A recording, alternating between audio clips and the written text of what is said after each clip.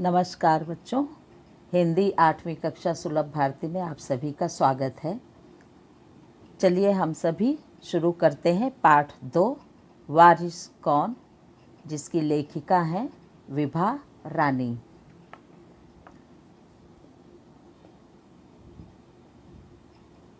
सर्वप्रथम हम लेखिका के बारे में पढ़ेंगे।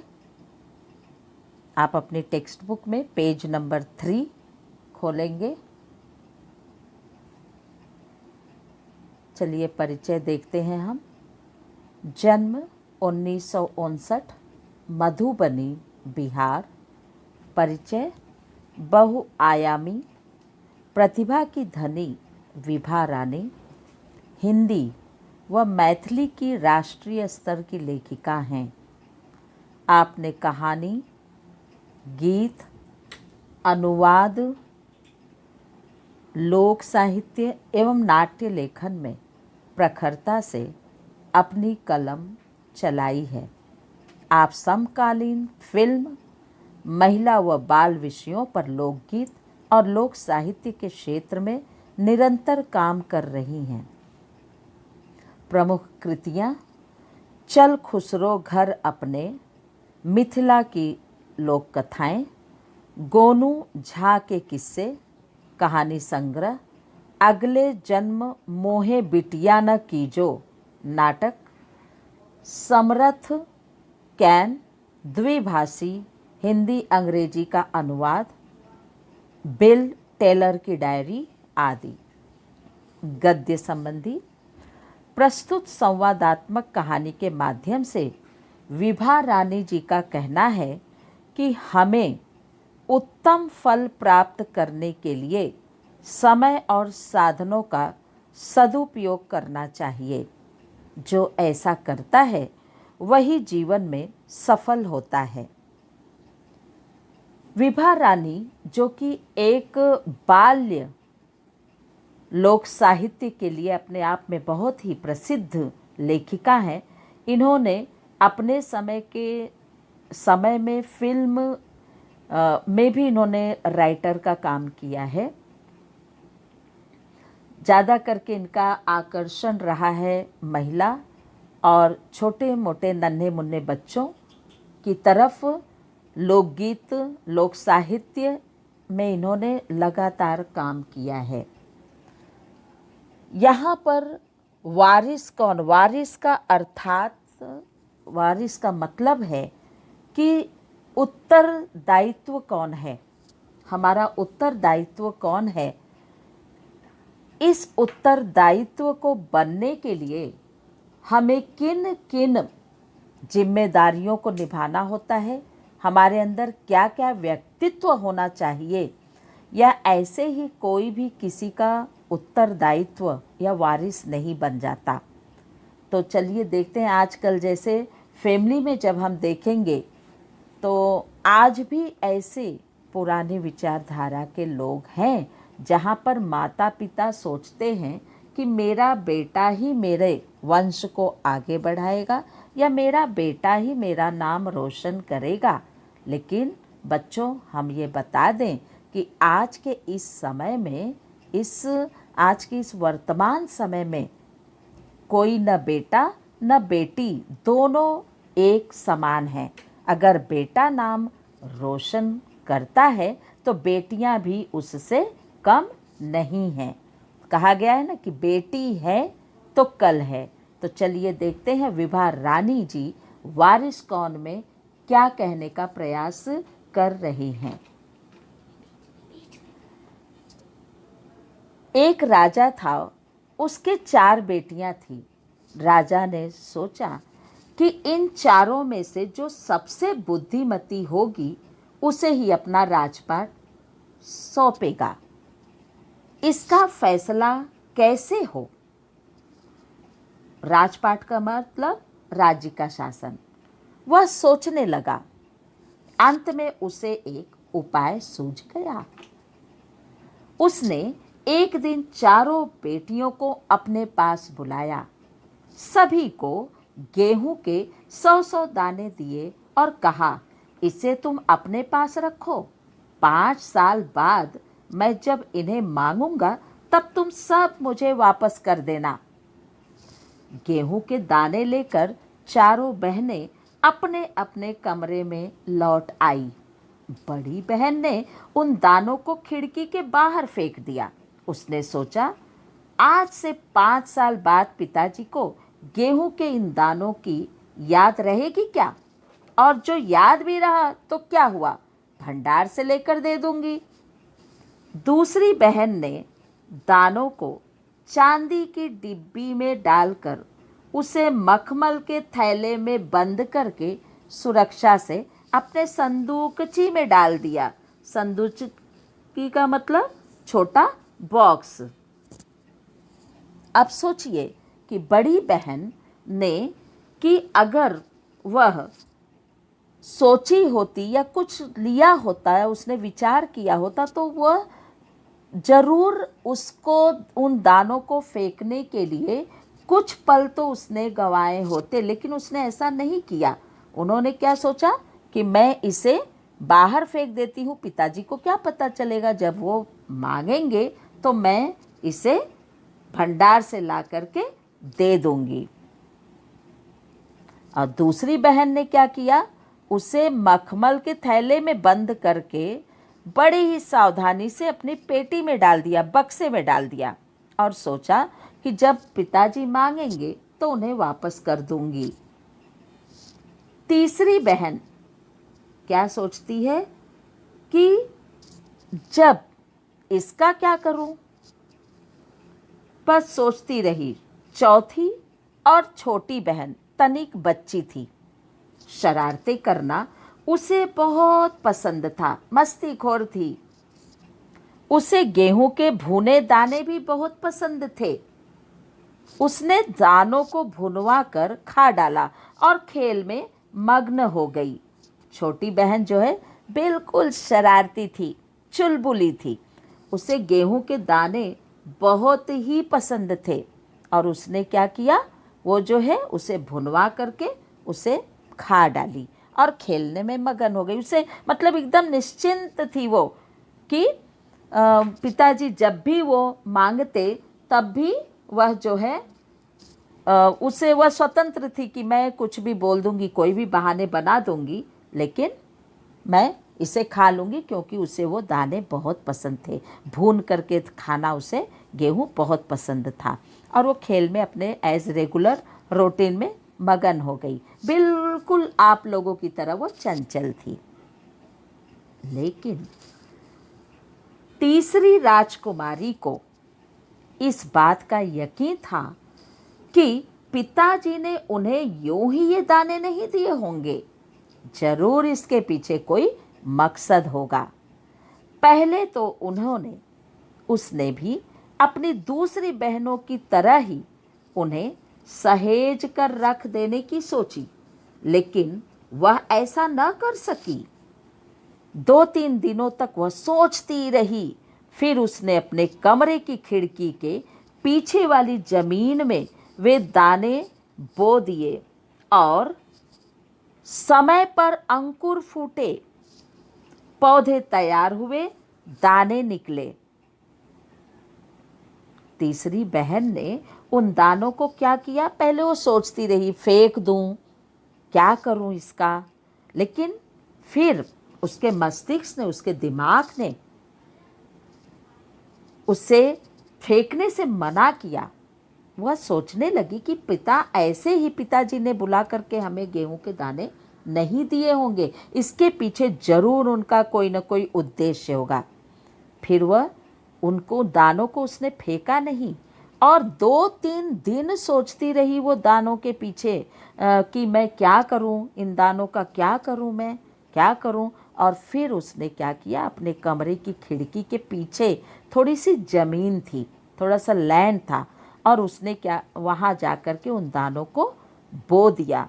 और जब कोई भी बीज बोता है तब समय उस पर वह बराबर खाद देती गई, बराबर उसमें उसको सींचती गई, देखभाल करती गई और समय पर अंकुर फूटे, पौधे धीरे धीरे प्लांट्स बनने लगे और तो और उसमें दाने निकले। और दाने निकलने के साथ साथ राजकुमारी ने तैयार फसल में से दाने निकाले और फिर से बो दिए। इस तरह 5 वर्षों में उसके पास ढेर सारा गेहूं तैयार हो गया।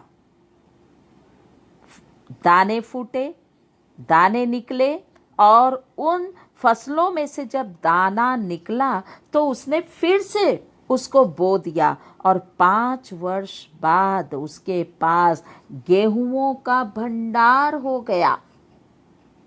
5 साल, धीरे धीरे 5 साल बीत गया और 5 साल के बाद राजा ने फिर चारों बहनों को बुलाया और कहा, आज से 5 साल पहले मैं तुम चारों को गेहूं के 100-100 दाने दिए थे और कहा था कि 5 साल बाद मुझे वापस कर देना। कहाँ है ये दाने? राजा ने बड़ी उम्मीद से उन बहनों को बुलाया और कहा कि कहाँ है वो दाने, बताओ। बड़ी राजकुमारी भंडार घर जाकर गेहूं के दाने ले आई और राजा को दे दिए। राजा ने पूछा, क्या ये वही दाने हैं जो मैंने तुम्हें दिए थे? पहले तो राजकुमारी ने हाँ कर दिया, मगर राजा ने फिर कड़क कर पूछा। तब उसने सच्ची बात बता दी। कड़क कर मतलब जोर से। राजा ने दूसरी राजकुमारी से पूछा, तुम्हारे दाने कहाँ हैं? दूसरी राजकुमारी अपनी संदूकची में से मखमल के खोल वाली डिब्बी उठा लाई, जिसमें उसने गेहूं के दाने सहेज कर रखे थे, मतलब संभाल कर रखे थे। राजा ने उसे खोल कर देखा, दाने सड़ चुके थे। पूरी तरह से जो है दाने जो है खराब हो चुके थे। अब सोचिए कि दूसरी राजकुमारी ने क्या सोच कर रखा था उन दानों को, कि मैं 5 साल बाद हूबहू जैसे पिताजी ने दिया है उन गेहूं के दानों को मैं उन्हें लौटा दूंगी। इसमें कौन सी बड़ी बात है। लेकिन जब उन दानों को पिताजी ने खोल कर देखा, राजा ने खोल कर देखा, तो वह पूरी तरह से उसमें फंगस लग गए थे, कीड़े लग गए थे, सड़ चुके थे, बदबू आ रही थी, दुर्गंध आ रही थी उन दानों से। तीसरी राजकुमारी से पूछा, तुमने क्या किया उन दानों का? तीसरी ने कहा, मैं इसका उत्तर आपको अभी नहीं दूंगी, क्योंकि जवाब पाने के लिए आपको यहाँ से दूर जाना पड़ेगा और मैं वहाँ आपको कल ले चलूंगी। तीसरी राजकुमारी ने क्या कहा कि पिताजी, मैं इसका जवाब अभी नहीं दे सकती, क्योंकि इसका जवाब लेने के लिए आपको मेरे साथ थोड़ा दूर चलकर जाना होगा और मैं वहाँ पर आपको कल ले चलूँगी, आज नहीं। राजा सोच में पड़ गया कि ये तीसरी बेटी अब क्या गुल खिलाएगी, क्या कमाल करेगी, क्या कमाल दिखाएगी। 2 से तो मैंने देख लिया, अब ये तीसरी जो है ये मुझे कहाँ लेके जा रही है। कहीं ऐसा तो नहीं कि इसने कुछ और अतरंगी काम किया हो उन गेहूं के दानों को। अब बारी थी चौथी बेटी की। राजा ने अब चौथी और सबसे छोटी चुलबुली राजकुमारी से कहा कि उसने पूछा, उसने बड़ी बेपरवाही से जवाब दिया, उन दानों की कोई कीमत है पिताजी? उसने क्या कहा कि उन दानों की कोई कीमत है क्या? वैसे तो ढेरों दाने भंडार में पड़े हैं। उसने क्या कहा कि उसकी कोई कीमत है क्या? ऐसे तो ढेरों भंडार में पड़े हैं। आप तो जानते हैं ना, मुझे गेहूं के भुने दाने बहुत अच्छे लगते हैं और सो मैं उन्हें भुनवा कर खा गई। आप भी पिताजी किन किन चक्करों में पड़ जाते हैं। चक्कर में पड़ जाना मतलब दुविधा में पड़ना। उसने क्या कहा कि मुझे पसंद थे, इसलिए मैंने उसे भुनवा लिया और खा गई। और उन दानों की क्या कीमत है? आपके पास तो भंडार भरा है, जितने चाहे उतने मुट्ठी गेहूं आप ले लीजिए, आपको अगर चाहिए तो। मुझे पसंद था सो मैंने भुनवा दिया। क्या आप भी छोटी छोटी बात के लेकर के जो है हर समय सोचते रहते हैं? बेचारा राजा जो है सोच में पड़ गया। सभी के उत्तर से राजा को बड़ी निराशा हुई। चारों में से अब उसे केवल तीसरी बेटी से ही थोड़ी उम्मीद थी। उम्मीद मीन्स आशा।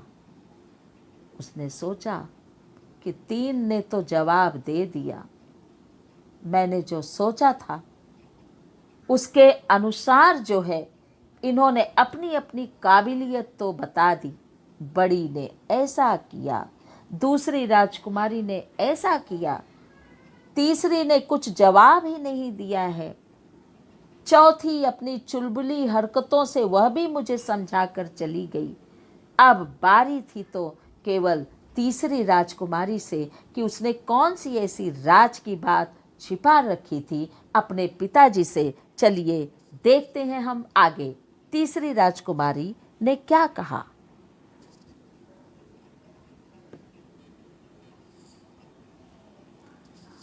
दूसरे दिन तीसरी राजकुमारी राजा के पास आई। उसने कहा, चलिए पिताजी, आपको मैं दिखाऊं कि गेहूं के वे दाने कहाँ हैं। राजा रथ पर सवार हो गया। रथ महल नगर पार करके खेत की तरफ बढ़ चला। राजा ने पूछा, आखिर कहाँ रख छोड़े हैं तुमने वो 100 दाने? बेटी तीसरी राजकुमारी जो है वह लगातार पिताजी को नगर महल के चक्कर लगवा रही थी, एक खेत से दूसरे खेत पर। राजा बहुत ही आशंकित हो उठा। उसने कहा कि आखिर कहाँ रखे हैं तुमने वो 100 दाने जो मैंने दिए थे? इन 100 दानों के लिए तुम मुझे कहाँ कहाँ के चक्कर लगवाओगी भाई? मैं अब बूढ़ा हो चला हूं, इतना चक्कर नहीं लगा सकता। चक्कर लगाना मतलब घूमना, एक जगह से दूसरी जगह जाना। तब तक रथ एक बड़े से हरे भरे खेत के सामने आकर रुक गया। चारों तरफ हरियाली ही हरियाली थी। वहां पर गेहूं की बालियां जो है उन हवाओं में लहलहा रही थी। राजा ने देखा सामने बहुत बड़े खेत में गेहूं की फसल थी। उसकी बालियां हवा में झूम रही थी, जैसे राजा को कोई खुशी भरा गीत सुना रही थी। बालियां मीन्स गेहूं, ज्वार, बाजरे आदि के पौधों का अगला भाग, जिस पर दाने होते हैं। आप देख रहे हैं कि किस ढंग से गेहूं की बालियां या उसके भाग जो है, उसके पौधे आगे दानों के रूप में उभरे हैं उनके पौधे में। तो बालियां मतलब चाहे हम गेहूं की पैदावार करें, चाहे ज्वार की पैदावार करें, चाहे बाजरे की पैदावार करें, उनके पौधों के ऊपर जो दाने उगते हैं उसे बालियां कहा जाता है। और राजा इतना खुश हो गया, ऐसे लगा कि जहां पर वह कुछ उम्मीद किया था तीसरी बेटी अचानक आज इस खेत में ला करके वह क्या कहना चाहती है। एक पल के लिए उसका पूरा वातावरण बदल गया, उसकी सोच बदल गई। वो बहुत खुश था उन फसलों को देख करके। ऐसे लग रहा था कि वह जो है ऐसे खुशी के गीत सुना रही है कि मेरे देश की धरती सोना उगले उगले हीरे मोती, मेरे देश की धरती। राजा बहुत ही खुश हुआ। उसके हैरानी का ठिकाना नहीं रहा। राजा ने हैरानी से राजकुमारी की ओर देखा। राजकुमारी ने कहा, क्या कहा? पिताजी, ये हैं वे 100 दाने जो आज लाखों लाख दानों के रूप में आपके सामने हैं। मैंने उन 100 दानों को बोकर इतनी अधिक फसल तैयार की है। राजा को विश्वास ही नहीं हुआ मेरे प्यारे बच्चों कि यह उनकी अपनी संतान है। जी हाँ, उनकी अपनी बेटी, तीसरे नंबर की राजकुमारी है, जिन्होंने यह दिन दिखाए थे। उसने कहा कि आपने 100 दाने दिए थे ना, आज मैंने उन 100 दानों का लाखों लाख करोड़ों दानों के रूप में आपके सामने मैं प्रस्तुत कर रही हूँ। और उन 100 दानों को बोकर मैंने उसके 100 गुना ज्यादा फसल तैयार की है। राजा मन ही मन मुस्कुराया और खुशी से उसके आंसू निकल पड़े और उसने अपने गले से लगा लिया और कहा, अब मैं निश्चिंत हो गया हूँ। तुम ही मेरे राज्य की सच्ची उत्तराधिकारी हो। उत्तराधिकारी मतलब वारिस। राजा बहुत ही प्रसन्न हुआ। तुम ही मेरे राजपाट को आगे बढ़ा सकती हो। उत्तराधिकारी मतलब तुम ही जिम्मा ले सकती हो मेरी प्रॉपर्टी की, मेरे राजपाट के, मेरे राजपाट, मेरे संस्कार, मेरे व्यक्तित्व, मेरी पर्सनालिटी, मेरी प्रतिभा, मेरा सम्मान, मेरी प्रतिष्ठा को तुम ही आगे बरकरार रख सकती हो। आज मैं, अब मुझे तनिक भी चिंता नहीं। आज अगर ईश्वर मुझे मेरा अंत भी कर दे, तब भी मैं निश्चिंत होकर के मेरे प्राण पखेरु उड़ेंगे कि आज मुझे मेरा वारिस मिल गया। और इस प्रकार से जो है राजा प्रसन्न हुआ। और इस प्रकार से हमने देखा, क्या समझ में आया मेरे प्यारे बच्चों, कि हम कोई भी कार्य अगर सोच समझ कर करें तो हमें उसका परिणाम अच्छा ही भुगतना होता है। आपने देखा कि राजा की ही 4 संतान थीं, पहली राजकुमारी, दूसरी राजकुमारी और तीसरी भी और चौथी भी, 4 बेटियां थीं। उनके वंश को बढ़ाने के लिए किसी बेटे की आवश्यकता नहीं पड़ी राजा को।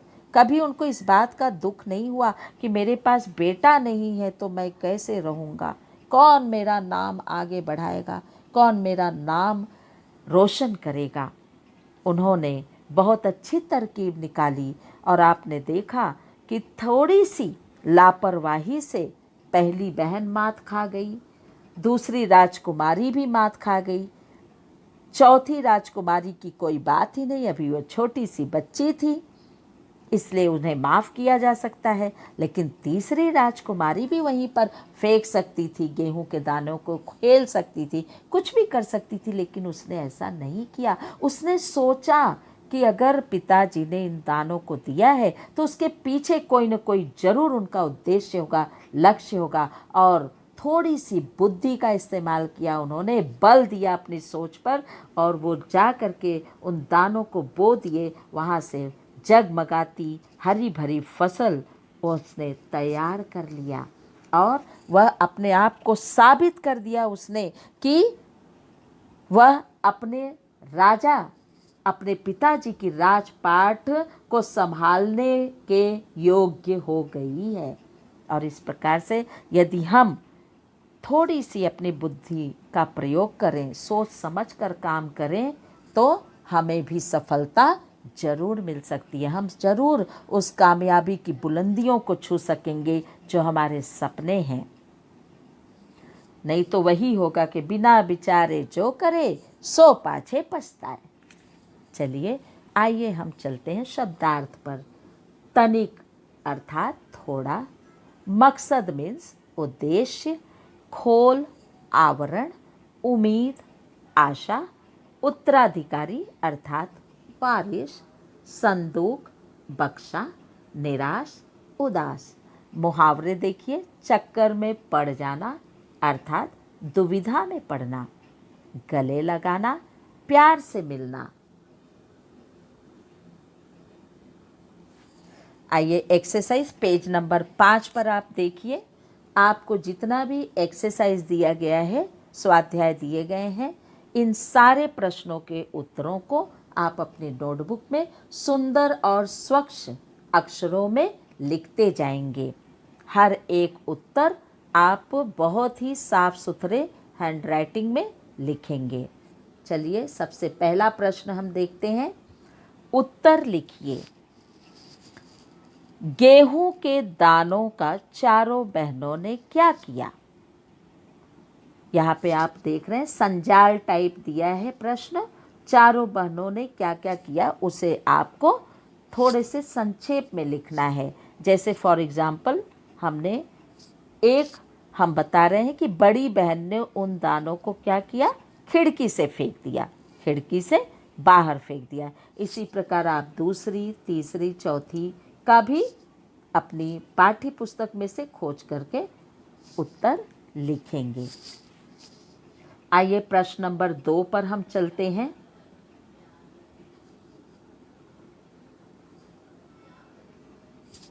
उचित घटनाक्रम लगाकर वाक्य फिर से लिखो। घटनाक्रम मीन्स ऑर्डर वाइज आपको अरेंज करना है। यह ऑर्डर वाइज नहीं दिया है, घटनाक्रम के अनुसार नहीं दिया है। सभी के उत्तर से राजा को बड़ी निराशा हुई।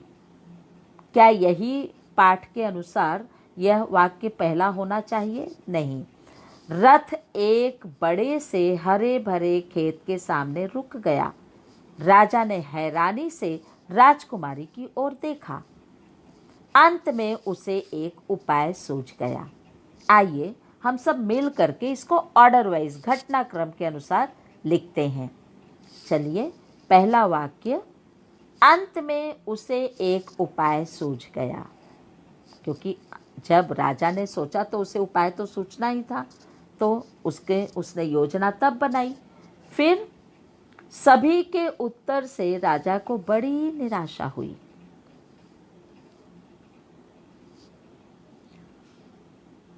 रथ एक बड़े से हरे भरे, सभी के उत्तर से राजा को बड़ी निराशा हुई, यह दूसरा वाक्य होगा। फिर रथ एक बड़े से हरे भरे खेत के सामने रुक गया।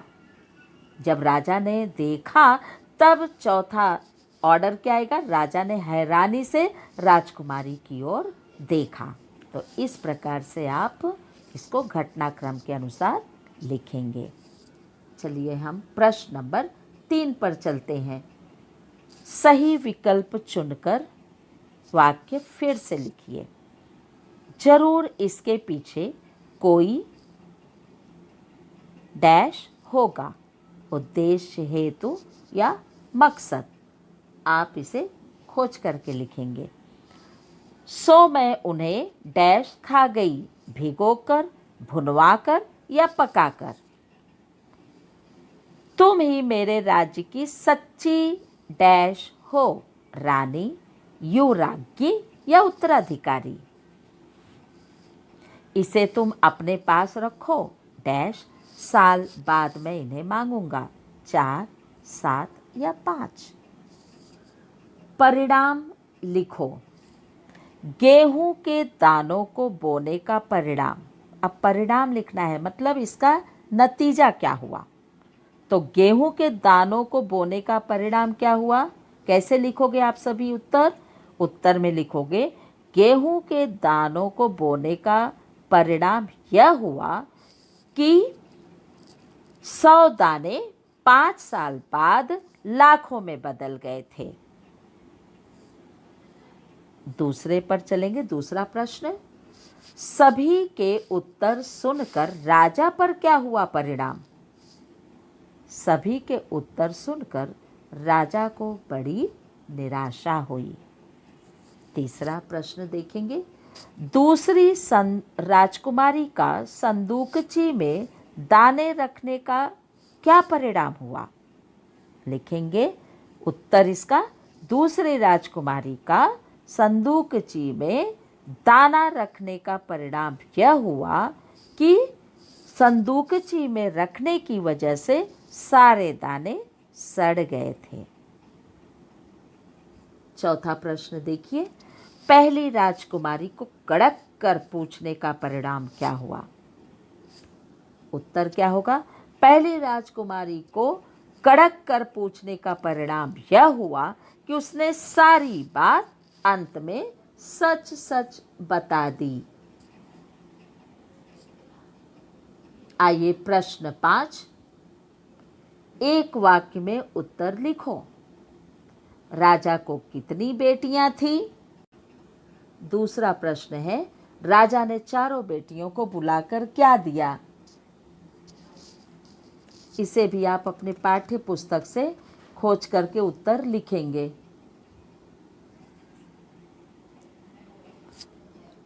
अगला प्रश्न देखेंगे, प्रश्न 6, 3 या 4 वाक्यों में उत्तर लिखो। पहली बेटी ने गेहूं के दाने का क्या किया और क्यों? 3 या 4 वाक्यों में आपको लिखना है उत्तर कि उसने क्या किया और क्यों उसने ऐसा सोचा।